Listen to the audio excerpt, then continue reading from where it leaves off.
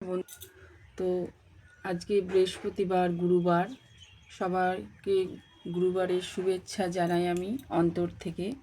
তো তোমরা সবাই, আমি যে গীতা পাঠটা ছাড়ছি প্রতিদিন, তো তোমরা তো সারাদিনে অনেক কাজ করো, অনেক কিছু করো, অনেক তোমাদের সব জায়গায় যাও, কত টিভি দেখো, মোবাইল দেখো, কত কাজ করো, কিন্তু অন্তত এই 20টা মিনিট যদি এই গীতাটা পাঠ করো, গীতা পাঠটা শোনো, শুনে যদি যদি তোমাদের ভালো না লাগে তখন অবশ্যই আমাকে বলো। আমি যে গীতা পাঠ শুরু করছি সেই গীতা পাঠটা অবশ্যই তোমরা সাথে থাকো এবং গীতা পাঠ শোনো। গীতা পাঠ শুনে সত্যি সত্যি যদি কারোর মন ভালো না হয় তখন বলবে গীতা পাঠ শ্রবণে সংসারের আনন্দ হয়, সংসারে উন্নতি হয়। তো আজকে আমি তোমাদেরকে এই কথাটা বলছি, অনেক সময় অনেক দিকে তোমরা ব্যয় করো, কিন্তু এই গীতা পাঠ যদি তোমরা মাত্র 20 মিনিট এই গীতা পাঠ শোনো, তাহলে আশা করি তোমাদের সুখ সমৃদ্ধি এবং শান্তি যদি না আসে তখন তোমরা আমাকে বলো। তো অবশ্যই তোমাদের কাছে যদি এই ভিডিওটা এসে থাকে তো অবশ্যই পুরো ভিডিওটা একটু ওয়াচ করো, পুরো ভিডিওটা একটু শোনো। তোমাদের সত্যি যদি ভালো লাগে তখন আমাকে অবশ্যই রাধে রাধে লিখো। এই বলে আমি আজকে আমার গীতা পাঠ শুরু করছি। হরে কৃষ্ণা কৃষ্ণ কৃষ্ণ হরে হরে। আজকে আমি শুরু করব বিভূতি যোগের শ্লোক 7 নম্বর। হরে কৃষ্ণ। মহোযজ্জুপ সপ্তপূর্বে চত্তারো মনোবস্ততা মধুভবা মনসা যতা যেজং লোক ইমা প্রজা। মানে হচ্ছে সপ্ত মহিষী তাদের পূর্বজাত সনকাদি 4 কুমার ও 14 মনু সকলেই আমার মন থেকে উৎপন্ন হয়ে আমা হতেই জন্মগ্রহণ করেছে এবং এই জগতের স্থাবর সংযম আদি সমস্ত পূজা তারাই সৃষ্টি।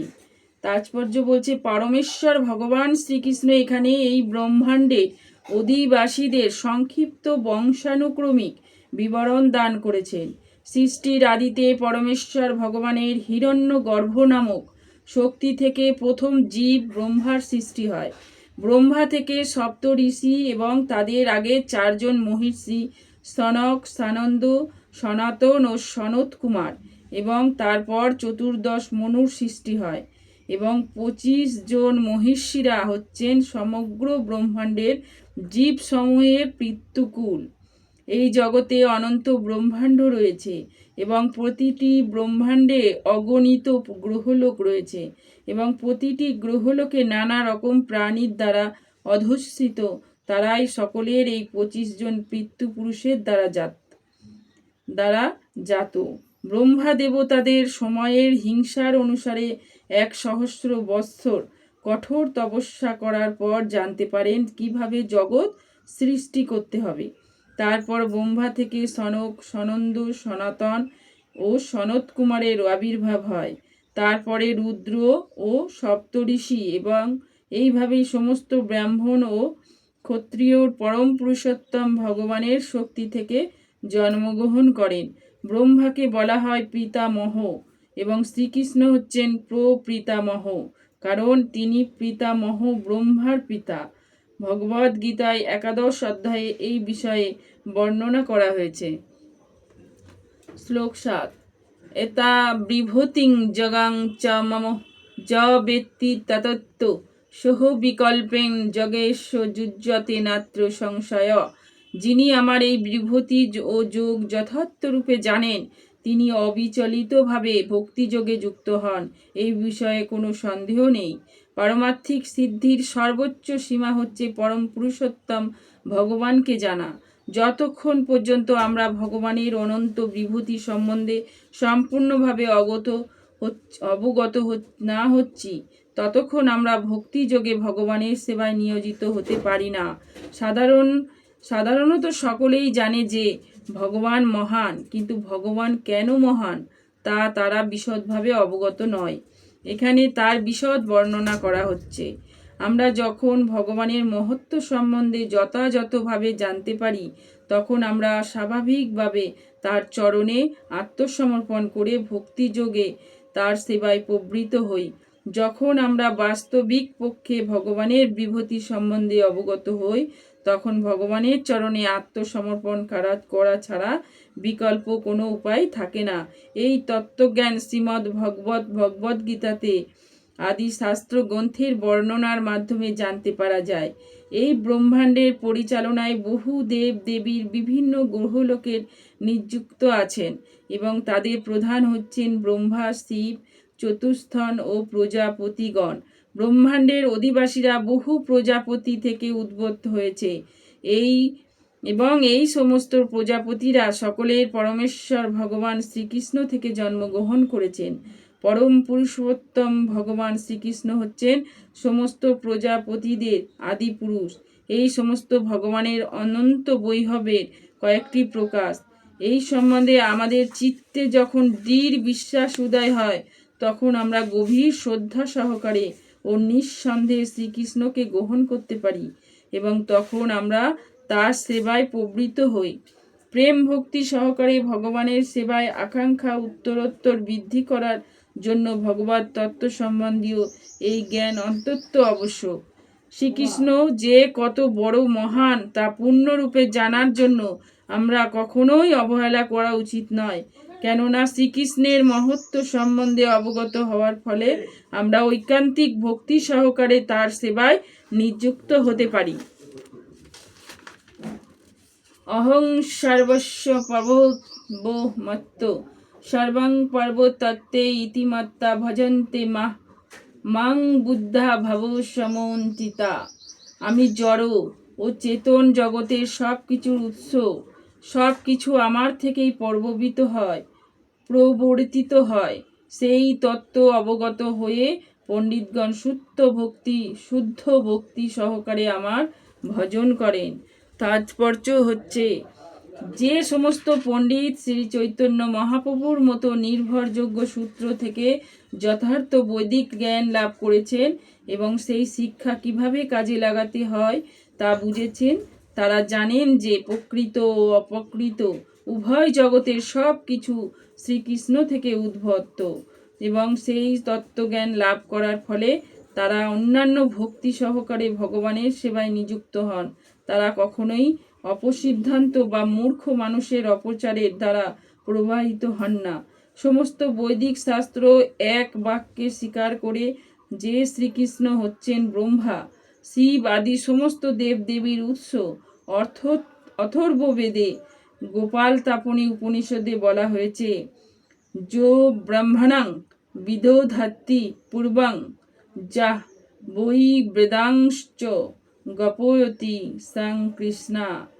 ব্রহ্ম যিনি পূর্বকালে বৈদিক জ্ঞান প্রদান করেন, তিনি সেই জ্ঞানের সৃষ্টির আদিতে শ্রীকৃষ্ণের কাছ থেকে প্রাপ্ত হন। তারপর পুনরায় নারায়ণ উপনিষদে বলা হয়েছে, অর্থপুরুষ হইব নারায়ণ কামায়ত পূজ্যা সৃজিয়তি। মানে হচ্ছে, তারপর পরমেশ্বর ভগবান নারায়ণ প্রাণীর সৃষ্টির ইচ্ছা করেন। উপনিষদে আরও বলা হয়েছে, নারায়ণদা ব্রহ্মা জায়তে, নারায়ণদা প্রজাপতি প্রজায়তে, নারায়ণদা ইন্দ্র জায়তে, নারায়ণদা অষ্ট বিশ্বব্য জয়ন্তে, নারায়ণদা একাদশ রুদ্র জয়ন্তে, নারায়ণদা দ্বাদশ দিত্যা। মানে হচ্ছে, নারায়ণের হাতে ব্রহ্মার জন্ম হয়, নারায়ণের হাতে প্রজাপতিদের জন্ম হয়, নারায়ণের হাতে ইন্দ্রের জন্ম হয়, নারায়ণের হতে অষ্টু বসুর জন্ম হয়, নারায়ণের থেকে একাদশ রুদ্রের জন্ম হয় এবং নারায়ণের থেকে দ্বাদশ আদিত্যের জন্ম হয়। এই নারায়ণ হচ্ছেন শ্রীকৃষ্ণের সাংস প্রকাশ। সেই একই বেদে বলা হয়েছে, ব্রাহ্মণ্য দেবকী পুত্র শ্রীকৃষ্ণ হচ্ছেন পরমেশ্বর ভগবান। নারায়ণের উপনিষদে তারপর বলা হয়েছে, ঐক্য বৈ নারায়ণ আশিন্ন না ব্রহ্মণ ঈশান নপো নাগ্নি সমো নামে দাব্য পৃথিবী ন নক্ষত্রাণী ন সূর্য। সৃষ্টির আদিতে কেবল পরম পুরুষ নারায়ণ ছিলেন। ব্রহ্মা ছিল না, শিব ছিল না, অগ্নি ছিল না, চন্দ্র ছিল না, আকাশে নক্ষত্র ছিল না। এবং সূর্য ছিল না। মহা উপনিষদে 12 বলা হয়েছে যে শিবের জন্ম হয় পরমেশ্বর ভগবানের ভূযুগলের মধ্য থেকে। এইভাবে বেদে বলা হয়েছে যে ব্রহ্মা ও শিবের যিনি সৃষ্টিকর্তা সেই পরমেশ্বর ভগবান হচ্ছেন সকলের আরাধ্যা। মোক্ষ ধর্মে শ্রীকৃষ্ণ বলেছেন, প্রজাপতিং চ রুদ্রং চাপোহমেম সৃজামি বৈ তৌ হি মাং ন বিজানিতৌ মম মায়াবী মৌ হিত্যৌ। মানে হচ্ছে প্রজাপতিগণ, রুদ্র ও অন্য সকলের আমি সৃষ্টি করেছি, যদিও তারা তা জানেন না, কারণ তারা আমার মায়াশক্তির দ্বারা বিমোহিত। বরাহ পুরাণেও বলা হয়েছে, নারায়ণ পব দেবসম্মাজাত চতুর্মূর্খ তৎমাস্দো রুদ্রহ ববোদো দেব স চ সর্বগতাং গত। নারায়ণ হচ্ছেন পরম পুরুষোত্তম ভগবান, আর তার থেকে ব্রহ্মার জন্ম হয়, তার থেকে শিবের জন্ম হয়। শ্রীকৃষ্ণ হচ্ছেন সমস্ত সৃষ্টির উৎস এবং তাকে বলা হয় সব কিছুর নির্মিত কারণ। তিনি বলেছেন, যেহেতু সব কিছু আমার থেকেই সৃষ্টি হয়েছে, তাই আমি সব কিছুর আদি উৎস। সব কিছু আমার অধীন, আমার উপরে কেউ নেই। শ্রীকৃষ্ণ ছাড়া পরম নিয়ন্তা আর কেউ নেই। সদ্গুরু ও বৈদিক শাস্ত্র থেকে শ্রীকৃষ্ণ সম্বন্ধে যিনি এই জ্ঞান লাভ করেন, তিনি তার সমস্ত শক্তি কৃষ্ণ ভাবনায় নিয়োজিত করেন এবং তিনি হচ্ছেন যথার্থ জ্ঞানী। তার তুলনায় অন্য সকলেই যারা কৃত্য তত্ত্বজ্ঞান যথাযথভাবে লাভ করেননি, তারা নিতান্তই মূর্খ। মূর্খরাই কেবল শ্রীকৃষ্ণকে একজন সাধারণ মানুষ বলে মনে করে। মূর্খদের প্রলাপের দ্বারা কৃষ্ণ ভক্তের কখনোই বিচলিত হওয়া উচিত নয়। ভগবদ্গীতায় সমস্ত অপ্রামাণিক ভাষ্য ও ব্যাখ্যায় কর্ণপাত না করে দৃঢ় প্রত্যয় ও গভীর নিষ্ঠার সঙ্গে ভক্তির অনুশীলন করা উচিত। মচিত্তা মদ্গত প্রাণা বোধায়স্তু পরস্ত্রম কথায়ন্তশ্চ মাং নিত্যং তুষন্তি চ রমস্তি চ। মানে হচ্ছে, যাদের চিত্ত ও প্রাণ সম্পূর্ণরূপে আমাতে সমর্পিত, তারা পরস্পরের মধ্যে আমাদের কথা সর্বদাই আলোচনা করে এবং আমার সম্বন্ধে পরস্পরকে বুঝিয়ে পরম সন্তোষ ও অপ্রাকৃত আনন্দ লাভ করেন। তাৎপর্য হচ্ছে, শুদ্ধ ভক্ত যাদের বৈশিষ্ট্যের কথা এখানে বলা হয়েছে, তারা সর্বদাই পূর্ণরূপে ভগবানের অপ্রাকৃত প্রেম ভক্তিতে যুক্ত থাকেন। তাদের মন কখনোই শ্রীকৃষ্ণের চরণাবিন্দে থেকে বিক্ষিপ্ত হন না। তারা সর্বদাই অপ্রাকৃত বিষয়বস্তু নিয়ে আলোচনা করেন। ভগবানের শুদ্ধ ভক্তের লক্ষণ এই শ্লোকে বিশেষভাবে বর্ণিত হয়েছে। ভগবত ভক্ত দিনের 24 ঘন্টায় ভগবানের লীলা সমূহ কীর্তনে মগ্ন থাকেন। তাদের মন প্রাণ সর্বদাই শ্রীকৃষ্ণের চরণাবিন্দে নিমগ্ন থাকে এবং অন্যান্য ভক্তের সঙ্গে তিনি ভগবানের কথা আলোচনা করে গভীর আনন্দ উপভোগ করেন। ভগবত ভক্তির প্রাথমিক স্তরে ভক্ত ভগবানের সেবার মাধ্যমে অপ্রাকৃত আনন্দ উপভোগ করেন এবং পরিপক্ক অবস্থায় তারা ভগবত প্রেমে প্রকৃতিই মগ্ন থাকেন। একবার অপ্রাকৃত স্তরে অধিষ্ঠিত হলে তখন তারা পূর্ণতম রস আস্বাদন করতে পারেন, যা ভগবান তার ধামে প্রদর্শন করে থাকেন। শ্রী চৈতন্য মহাপ্রভু ভগবত ভক্তিকে জীবের হৃদয়ে বীজ বপন করার সঙ্গে তুলনা করেছেন। ব্রহ্মাণ্ডে বিভিন্ন গ্রহে অসংখ্য জীব ভ্রমণ করে বেড়াচ্ছে। তাদের মধ্যে কোনো ভাগ্যবান জীব শুদ্ধ ভক্তের সংস্পর্শে আসার ফলে ভগবত ভক্তির নিগুড় রহস্যের কথা অবগত হতে সক্ষম হন। এই ভগবত ভক্তি ঠিক একটি বীজের মতো এবং তা যদি জীবের হৃদয়ে বপন করা হয় এবং হরে কৃষ্ণ কৃষ্ণ কৃষ্ণ হরে হরে হরে রাম রাম রাম হরে হরে এই মহামন্ত্রের শ্রবণ ও কীর্তন রূপে জল সিঞ্চন করা হয়, তাহলে সেই বীজ অঙ্কুরিত হয়। ঠিক যেমন নিয়মিত জল সিঞ্চনের ফলে একটি গাছের বীজ অঙ্কুরিত হয়, এই অপ্রাকৃত ভক্তিলতা ক্রমে ক্রমে বর্ধিত হয়ে জড় ব্রহ্মাণ্ডের আবরণ ভেদ করে চিৎ আকাশের ব্রহ্মজ্যোতিতে প্রবেশ করে। হরে কৃষ্ণ। চিৎ ও আকাশের এই লতা বর্ধিত হতে থাকে এবং অবশেষে সর্বোচ্চ আলয় শ্রীকৃষ্ণের পরম গ্রহলোকে গোলকে বৃন্দাবনে প্রবেশ করে। পরিবেশে এই লতা ভগবান শ্রীকৃষ্ণের চরণ কমলে আশ্রয় গ্রহণ করে এবং সেখানে বিশ্রাম লাভ করে। একটি লতা যেমন ক্রমশ ফুল ফল উৎপাদন করে, সেই ভক্তিলতাও সেখানে ফল উৎপাদন করতে থাকে এবং সেই সঙ্গে শ্রবণ ও কীর্তন রূপে জল সিঞ্চনের পন্থা চলতে থাকে।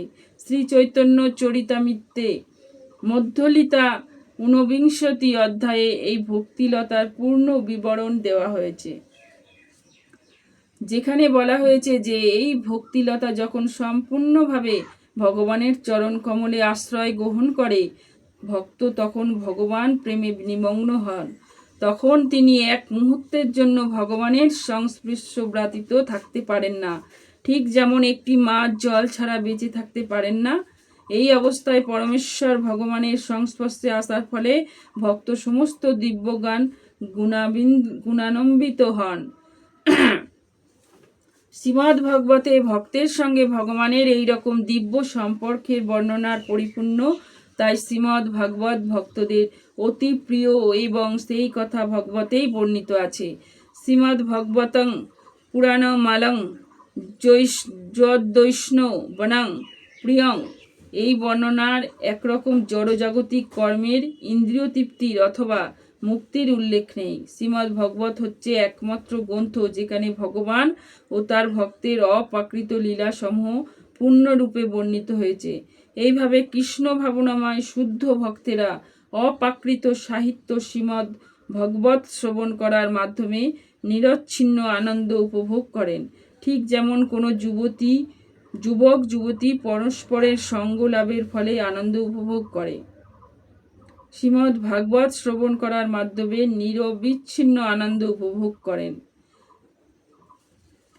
তেছাং শতযুক্তানাং ভজতাং প্রীতিপূর্বকম দদামি বুদ্ধিজঙাং তং যেন মামুপজ্জান্তিতে, যারা ভক্তিযোগের দ্বারা প্রীতিপূর্বক আমার ভজনা করেন, নিত্যযুক্ত আমি তাদের শুদ্ধ জ্ঞানজনিত বুদ্ধিযোগ দান করি, যার দ্বারা তারা আমার কাছে ফিরে আসতে পারে। এই শ্লোকে বুদ্ধিযোগম কথাটি অর্থ তাৎপর্যপূর্ণ। এই সম্পর্কে দ্বিতীয় অধ্যায়ে ভগবান অর্জুনকে যে উপদেশ দিয়েছেন তা আমরা স্মরণ করতে পারি, যেখানে ভগবান অর্জুনকে বলেছেন যে তিনি তাকে বুদ্ধিযোগ সম্বন্ধে উপদেশ দেবেন। এখানে সেই বুদ্ধিযোগ ব্যাখ্যা করা হয়েছে। বুদ্ধিযোগের অর্থ হচ্ছে কৃষ্ণ ভাবনাময় কর্ম, সেটি হচ্ছে সর্বশ্রেষ্ঠ বুদ্ধিবৃত্তি। বুদ্ধির অর্থ হচ্ছে বোধ শক্তি এবং যোগের অর্থ হচ্ছে অতীন্দ্রিয় কার্যকলাপের অথবা যোগ্যরূঢ়। যে কেউ যখন তার প্রকৃত আলায় ভগবত ধামে ফিরে যেতে চান এবং সেই উদ্দেশ্যে কৃষ্ণ ভাবনাময় ভগবত সেবায় সামগ্রিকভাবে নিযুক্ত হন, তখন তার সেই কার্যকলাপকে বলা হয় বুদ্ধিযোগ। পক্ষান্তরে বুদ্ধিযোগ হচ্ছে সেই পন্থা যার ফলে জড়জগতের বন্ধন থেকে মুক্তি লাভ করা যায়। সাধনার পরম লক্ষ্য হচ্ছেন শ্রীকৃষ্ণ। সাধারণ মানুষ সেই কথা জানেন না, তাই ভগবত ও সদ্গুরুর সঙ্গে অতি আবশ্যক আমাদের সকলের জানা উচিত যে পরম লক্ষ্য হচ্ছেন শ্রীকৃষ্ণ এবং সেই লক্ষ্য সম্বন্ধে অবগত হলে ধীর স্থির গতিতে সেই লক্ষ্যের দিকে ধীরে ধীরে অথচ ক্রমোন্নতির পর্যায়ক্রমে অগ্রসর হওয়া যায় এবং অবশেষে সেই পরম লক্ষ্যে উপনীত হওয়া যায়। কেউ যখন মানব জীবনের লক্ষ্য সম্বন্ধে অবগত হওয়া সত্ত্বেও কর্মফল ভোগের প্রতি আসক্ত হতে থাকে, তখন সেই স্তরে সাধিত কর্মকে বলা হয় কর্মযোগ। কেউ যখন জানতে পারে যে পরম লক্ষ্য হচ্ছেন শ্রীকৃষ্ণ এবং শ্রীকৃষ্ণকে জানবার জন্য মনোধর্ম প্রস্তুত জ্ঞানের আশ্রয় গ্রহণ করে, তাকে বলা হয় জ্ঞান যোগ। এবং কেউ যখন পরম লক্ষ্য সম্বন্ধে অবগত হয়ে ভক্তি সহকারে শ্রীকৃষ্ণের সেবা করেন, তখন তাকে বলা হয় ভক্তিযোগ বা বুদ্ধিযোগ, এবং সেটি হচ্ছে যোগের পরম পূর্ণতা। যোগের এই পূর্ণতা হচ্ছে জীবনের সর্বোচ্চ সিদ্ধির স্তর। কেউ সদ্গুরুর আশ্রয়ে প্রাপ্ত হয়ে কোনো পারমার্থিক সংস্থার সঙ্গে যুক্ত থাকতে পারেন, কিন্তু পারমার্থিক উন্নতি সাধনের জন্য যথার্থ বুদ্ধি যদি তার না থাকে, তাহলে শ্রীকৃষ্ণ অন্তঃস্থল থেকে তাকে যথাযথভাবে নির্দেশ প্রদান করেন, যার ফলে তিনি অনায়াসে তার কাছে ফিরে যেতে পারেন। ভগবান শ্রীকৃষ্ণের এই কৃপা লাভ করার একমাত্র যোগ্যতা হচ্ছে কৃষ্ণ ভাবনাময় হয়ে প্রীতি ও ভক্তি সহকারে সর্বক্ষণ সর্বপ্রকারেই শ্রীকৃষ্ণকেই সেবা করা। শ্রীকৃষ্ণের জন্য তাকে কোনো একটি কর্ম করতে হবে এবং সেই কর্ম প্রীতির সঙ্গে সাধন করতে হবে। ভক্তি যদি আত্ম উপলব্ধির বিকাশ সাধনে যথার্থ বুদ্ধিমান না হন, কিন্তু ভক্তিযোগ সাধনে ঐকান্তিকভাবে আগ্রহী হন, তাহলে ভগবান তাকে সুযোগ প্রদান করেন, যার ফলে তিনি ক্রমশ উন্নতি সাধন করেন এবং অবশেষে তার কাছে ফিরে যেতে পারেন। হরে কৃষ্ণ কৃষ্ণ কৃষ্ণ হরে হরে, হরে রাম রাম রাম হরে হরে। হরি বল হরে কৃষ্ণ। এই বলে আজকের গীতা শেষ করলাম। 11তম শ্লোক কালকে পড়া হবে। হরে কৃষ্ণ রাধে রাধে। হরে কৃষ্ণ কৃষ্ণ কৃষ্ণ হরে হরে। হরি বল।